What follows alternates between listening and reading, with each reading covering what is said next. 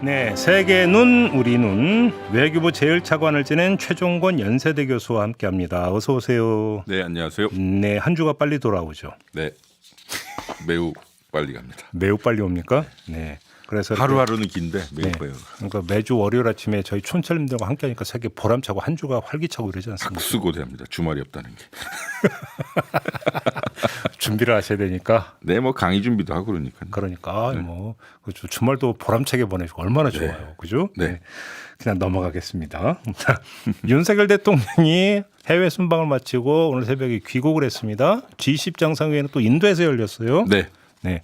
어떻게 지켜보셨는지가 궁금한데 오늘 본 주제는 이건 아니어서 네. 인상 깊게 지켜본 장면이 있는지가 좀 궁금한데요.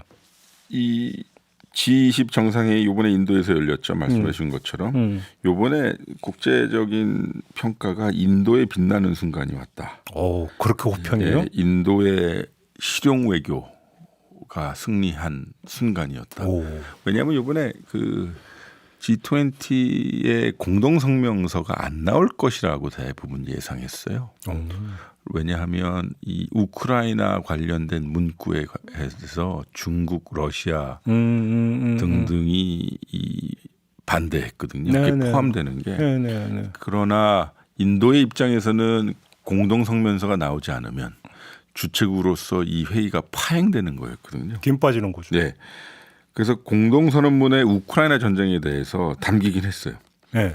그래서 유엔 헌장에 따라 모든 국가는 네. 어느 국가의 영토 보전과 주권, 정치적 독립에 반해 영토 획득을 추구하기 위한 무력 사용이나 위협을 자제해야 한다. 이렇게 나왔어요.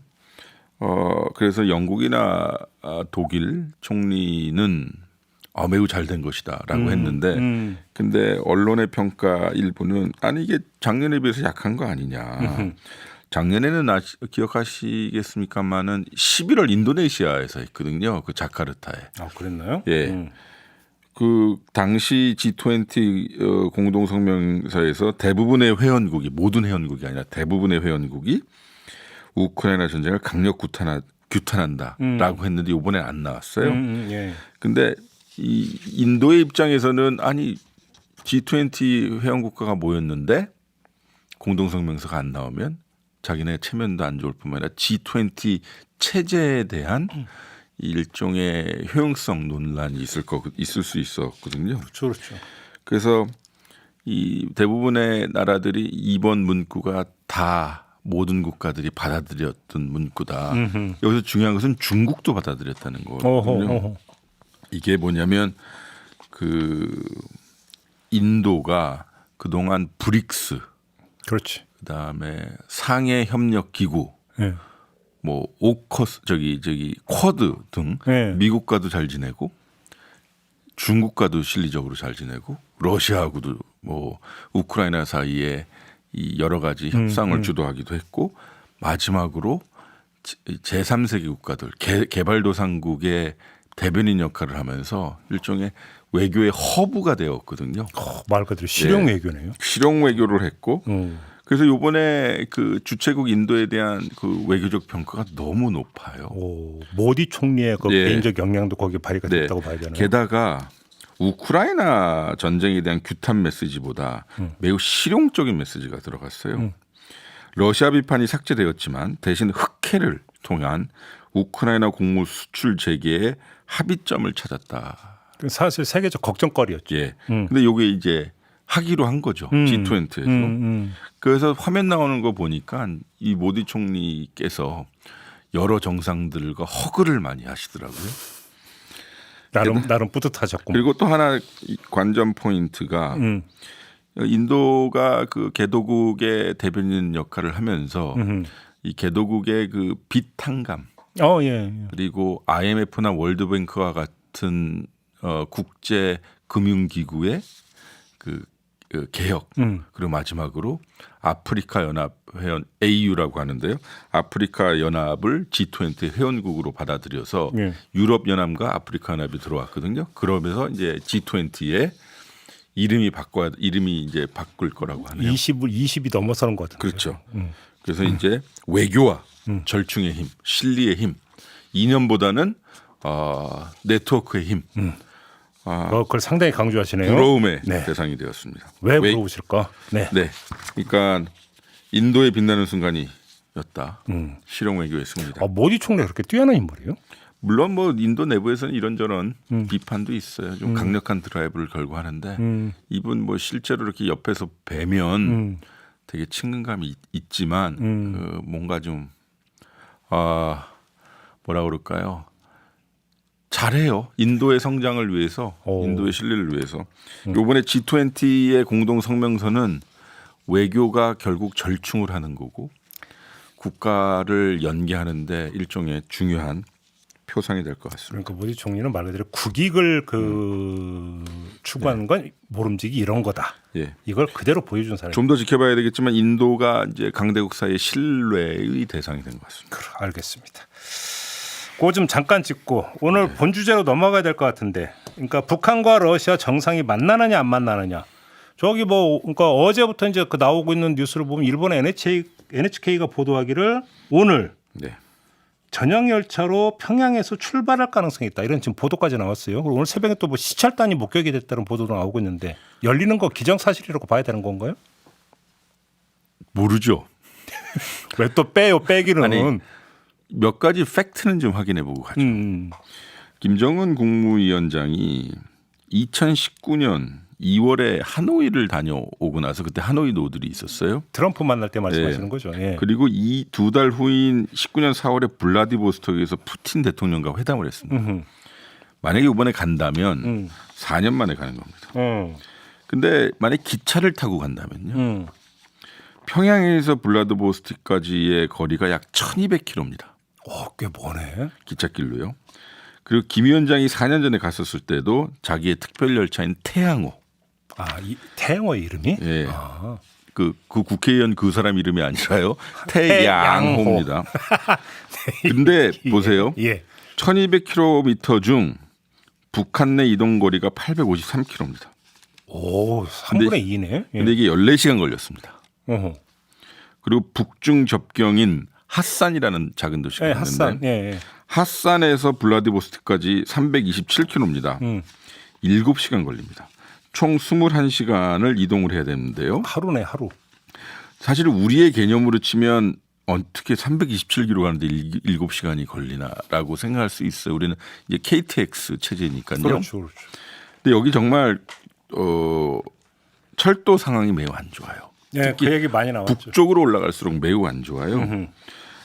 이런 팩트를 말씀드리는 이유는 이게 21시간 걸리니 내일 도착하려면 이미 출발했어야 됐다.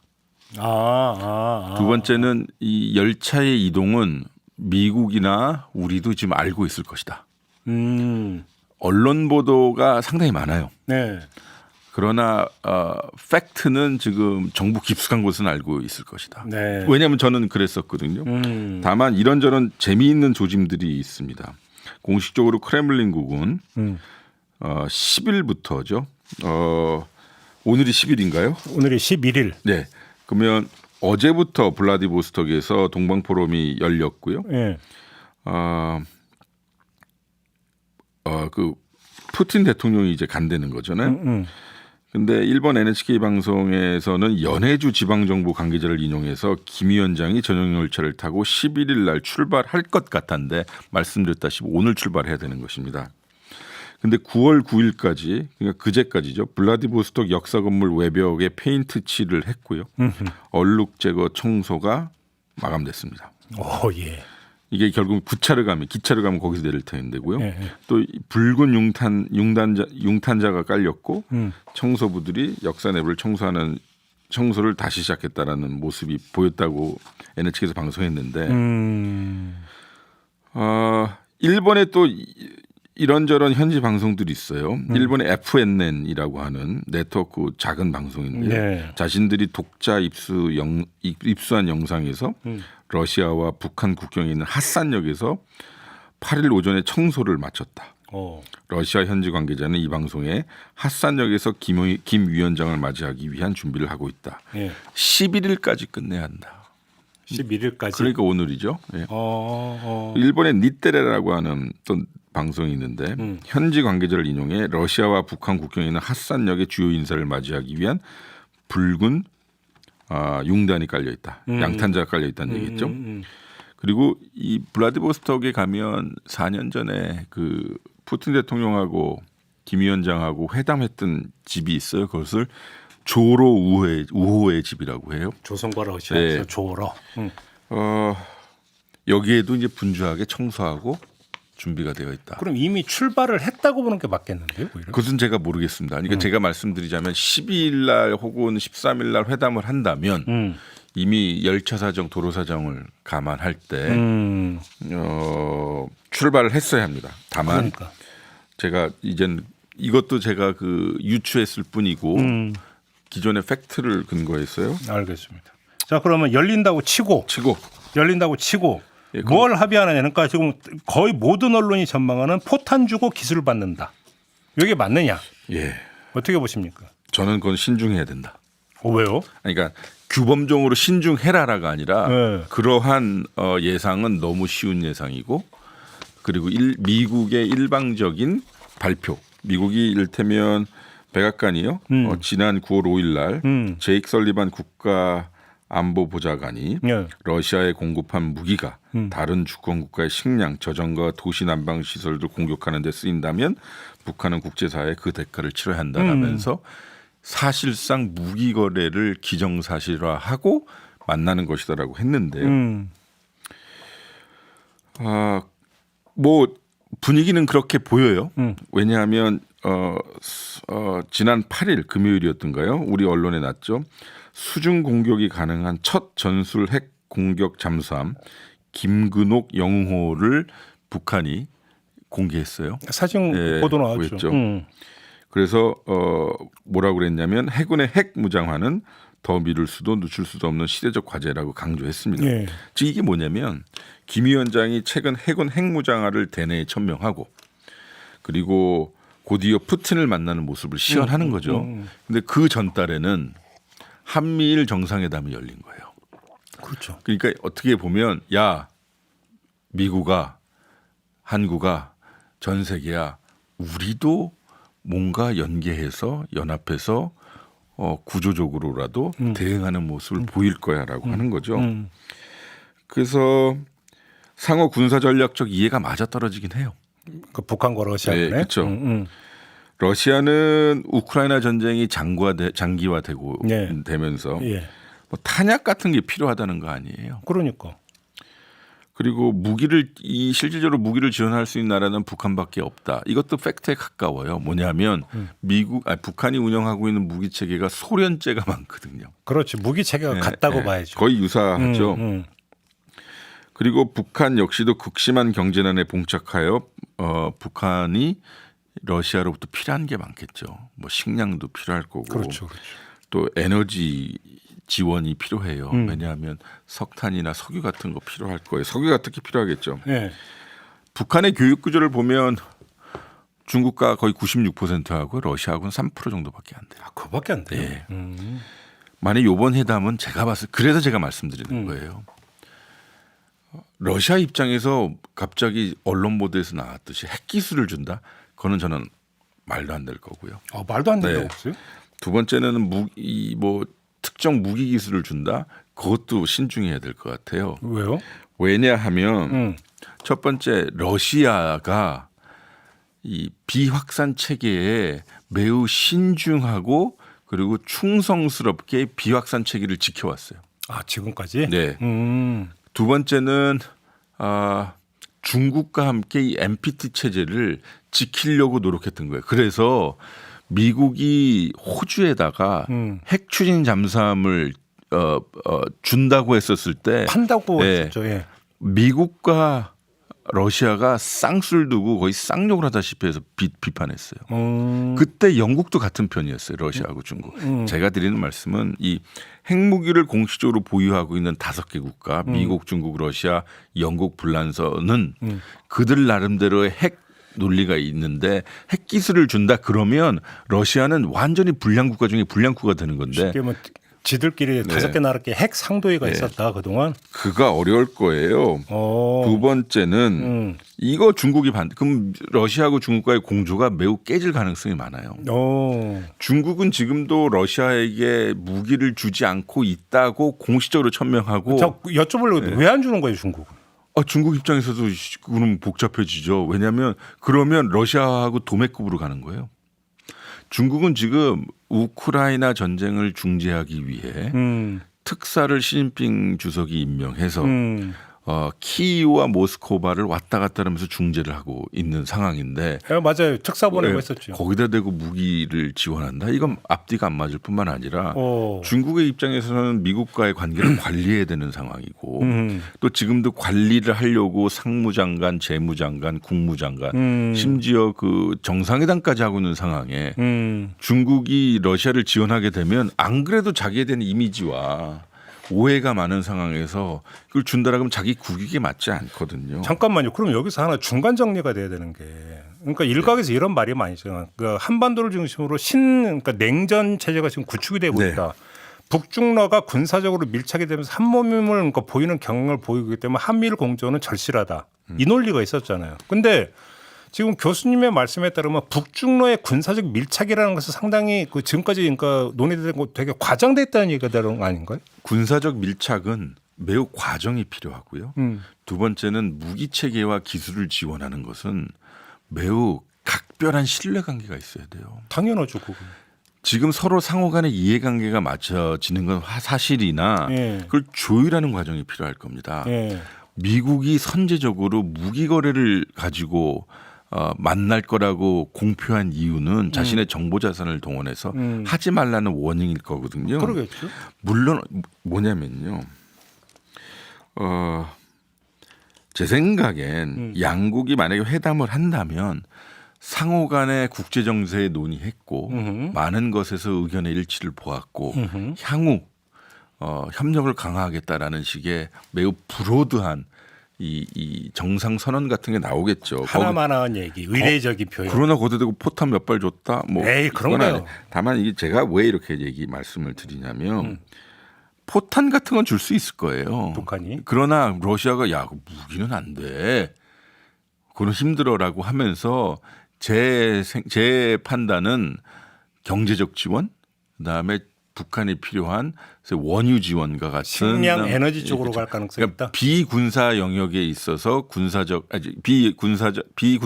영역에 있어서 경제적 지원과 서로 정무적 관계를 더 강화하고 그러니까 상호 고위급 교환 같은 거 하고요. 이 군사적 밀착이라고 하기에는 좀 그렇지만 서로 간의 군사적 협력은 할 거예요. 요번에 노동적이대가 나왔던 요번 주말에 있었던 트랙터 나오고 생수차 나오고 있다는 퍼레이드 있었는데 요번에 러시아에서는 고위 인사를 보내지 않고 뭐라 그럴까요? 군 합주단을 보냈어요. 합주단. 그 사람들이 웃었어요. 아니 왜 그랬지? 이게 뭐냐면 군사적 교류의 첫 번째 스텝이거든요. 대규모의 인원이 가서 서로 연주하고 합주하고 하는 모습들은 군사외교의 첫 번째로 늘 활용을 해요. 1단계입니다. 네. 제가 드리고 싶은 말씀은 뭐냐면 우리는 너무 앞서가고 있다. 왜냐하면 그건 미국이 던져준 것에 의한 것이죠. 그러니까 북한이 이런저런 무기 체계가 필요한 건 사실이다. 위성 체계도 필요하고 심지어 핵 기술도 필요한 건 사실일 것이다. ICBM, SLBM, 위성보 얘기 다 나오잖아요. 그렇다고 해서 포탄 몇 발과 러시아가 바꾸겠느냐. 단 그 과정 중에 전략적인 이해가 맞으니 서로 간의 그 협력의 모습을 미국 봐라, 한국 봐라라고 하는 이 전략 구도를 재편할 수 있겠죠. 그러면 예를 들어서 뭐 지금 일각에서는 이게 그러니까 북한과 러시아의 밀착이 연합 군사 훈련으로까지 갈 수 있다라는 전망이 나오던데 이건 어떻게 보세요? 북한은 아직 타국과 연합 훈련을 해본 적은 없어요. 제 한 번도? 아마 하게 되면 그거는 북한의 입장에서는 소위 그들의 언어를 빌리자면 매우 혁명적일 겁니다. 그 정도로? 네. 단 러시아와 중국은 동해상에서 그리고 서해상에서 훈련을 하고 한 적도 있고 이번 여름에도 나왔죠. 7월 8월에 훈련을 했어요. 이게 그래서 참 아이러니하고 애달프죠. 이 동해 상에 한미일 해군이 다니고 있는데 저 위로는 중국과 러시아의 해군이 합동을 하고 북한도 그렇게 되면 이게 국제정치학 용어로 보면 구조적 경직성이 높아지는 거죠. 북중러와 한미일이 서로 으르렁거리면서 동해 바다가 군사적 바다가 되는 거죠. 네. 그러니까 제가 봤었을 때는 지금 우리가 언론상에서 보고 있는 뭐 소형 원자로를 달라고 할 것이다. 뭐 이런 것들은 너무 앞서가는 거죠. 아, 소설이. 그러니까 그러면 지금 교수님 말씀을 진단을 하면 북한이 포탄이나 이런 걸 줄 가능성이 있고 그럼 러시아는 그거에 대한 대가로 식량 에너지는 줄 수 있지만 첨단 군사 기술을 이전해 주지는 않을 것이다. 이렇게 보는 거고요. 그렇습니다. 그리고 게다가 러시아와 북한의 이 경제 교류가 이 무역 부분의 재화나 상품 분야가 아니었어요. 보통 인력 교류였거든요. 즉 뭐냐면 북한의 해외 노동자가 송출돼서 시베리아 지역에 벌목공이랄지 이런 것으로 많이 갔어요. 네네. 제 기억이 맞다면 50% 이상이 그쪽으로 갔어요. 그거 다시 러시아가 받아들일 수도 있겠죠. 물론 제재 대상이긴 해요. 그러나 뭐 그들의 입장에서는 제재. 그러면 만약에 이렇게 거래가 이렇게 이루어진다고 쳐요. 네. 그러면 그걸 지켜보는 중국은 어떤 입장일 거라고 보세요? 아, 중국은 거기에 대해서 직접적인 입장 표명을 하지 않을 것입니다. 예.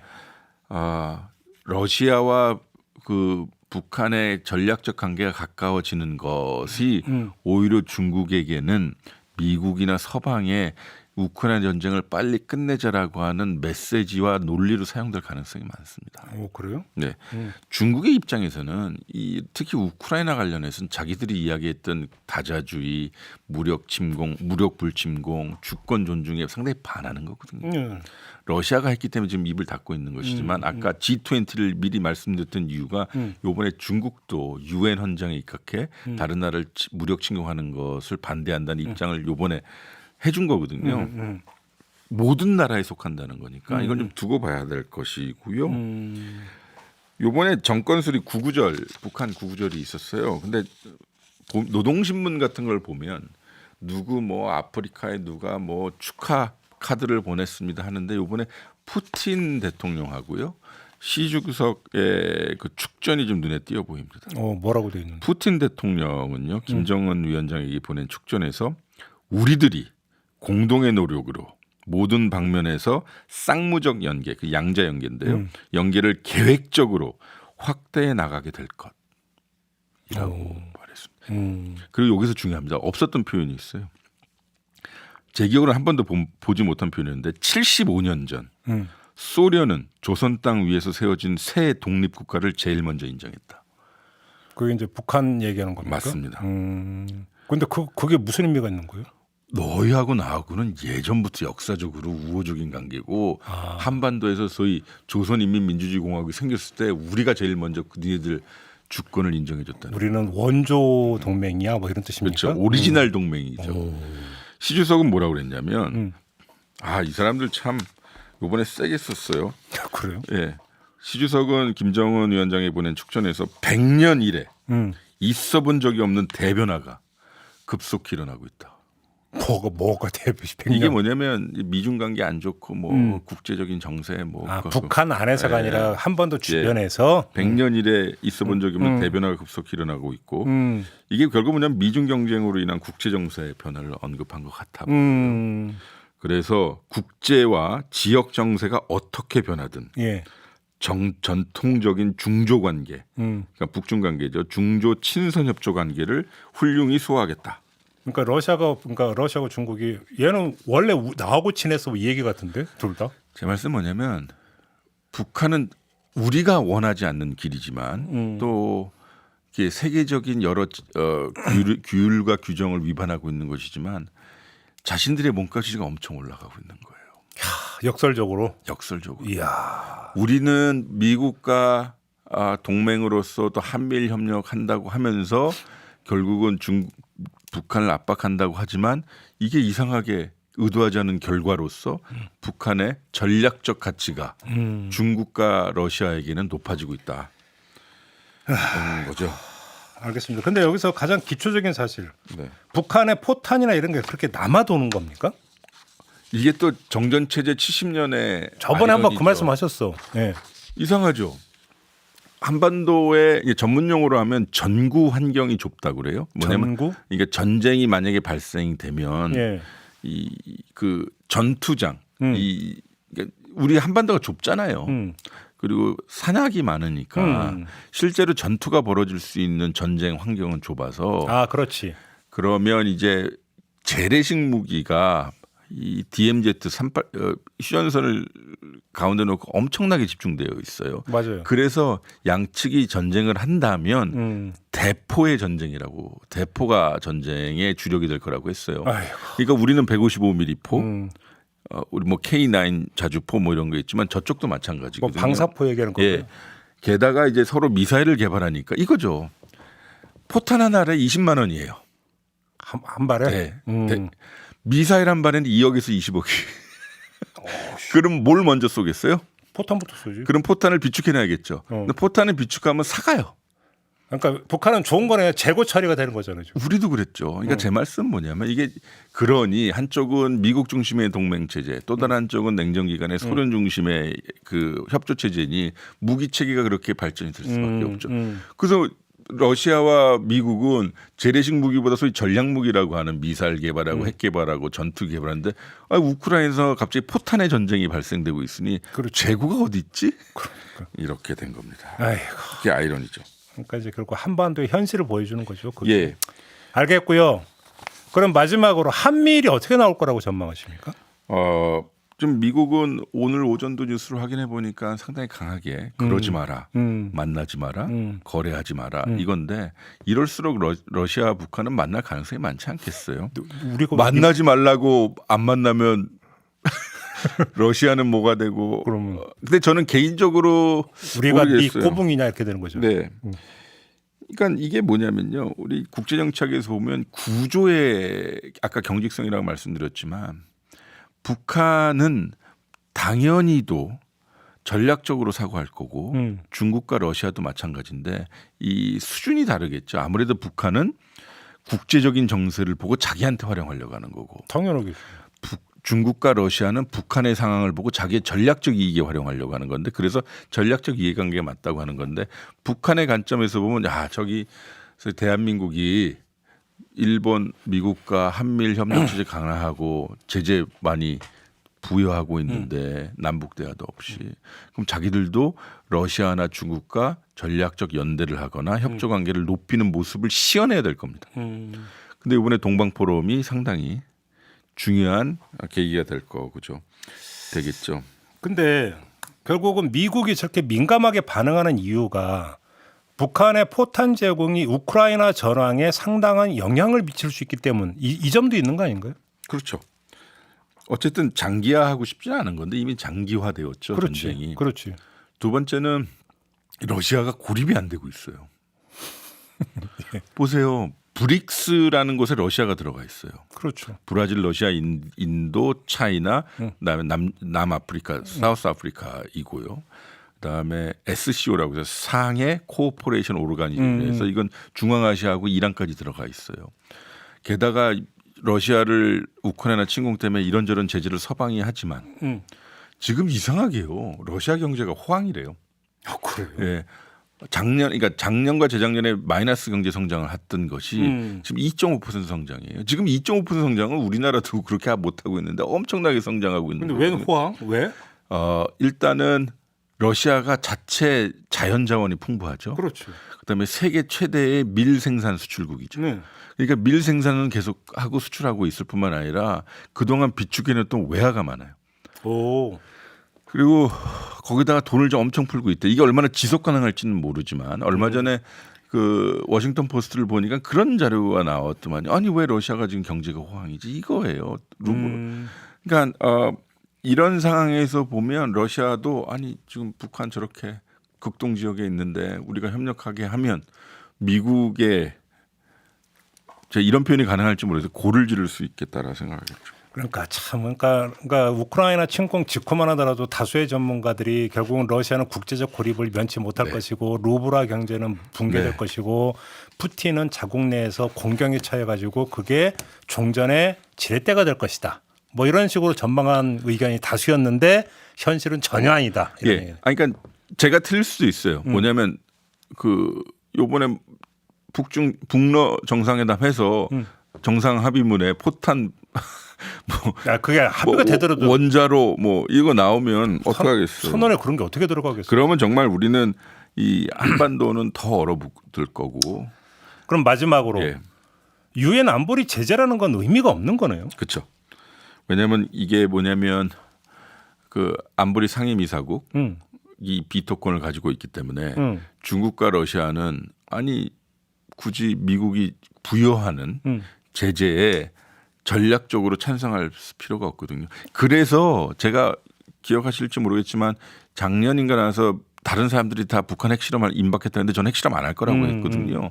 그 이유 중에 하나가 북한 핵실험하게 되면 중국과 러시아가 북한을 얼마나 도와줄지 불확실하기 때문에 아까 말씀드렸다시피 NPT 체제 소국가로 핵실험하는 건 용납 못하거든요. 그렇죠.